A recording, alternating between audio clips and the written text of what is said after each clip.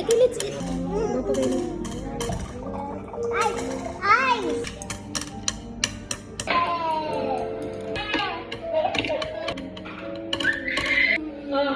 Open your mouth. Ayun na nga guys, naimbitahan tayo sa bagong bukas na Kamakura Japanese restaurant na ang isa sa may-ari ay Pinoy. Ang location pala ay nasa Carrickfergus, halos katapat ng Carrickfergus Castle, katabi ng Carrickfergus Green Grocery. So ito pala yung sikat na Carrickfergus Castle guys. At sa tabi niyan, nandyan yung free parking, tsaka may dagat, maganda ding view dyan. So yun. So pasukin na natin para makita nyo ang setup sa loob. Tsaka medyo gutom na rin. Nakita nyo guys, ang ganda ng setup at classy. Meron pa silang mini wine bar. May ramen, sushi, bento boxes, donbori at may cocktails din silang ino-offer. Open sila lunchtime to dinner. Available din pala sila guys for takeaways, collections and deliveries through online orders. Hi. Mommy. Mommy.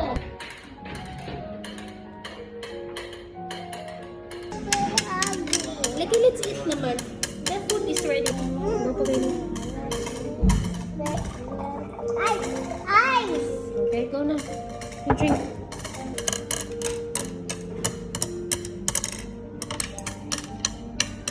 Yan yung mga orders namin guys. Kain na tayo kasi sobrang gutom na. Nagramen ako tsaka nagdonbori.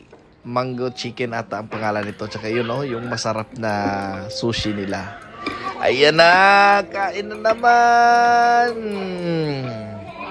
Yan na guys. So yan. Unang tikim. Ayan. Pasok agad. Sobrang sarap. Tsaka pagkatapos nito. Tabi muna natin. Tikman muna natin ang ramen. So, nag-order ako ng ibi tempura ramen ata to. Ayun! So, yan yung tempura, guys. Siyempre, ano pang inaantay? Sobrang sarap.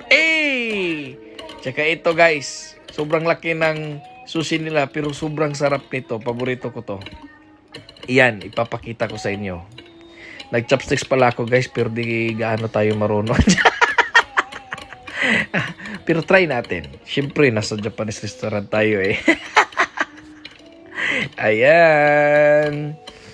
Sabaw lang kasi di makuha man.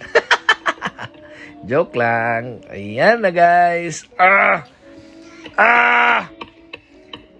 Kalami. Kalami. Ito yung inaantay ko guys. Kalami. Ang sarap.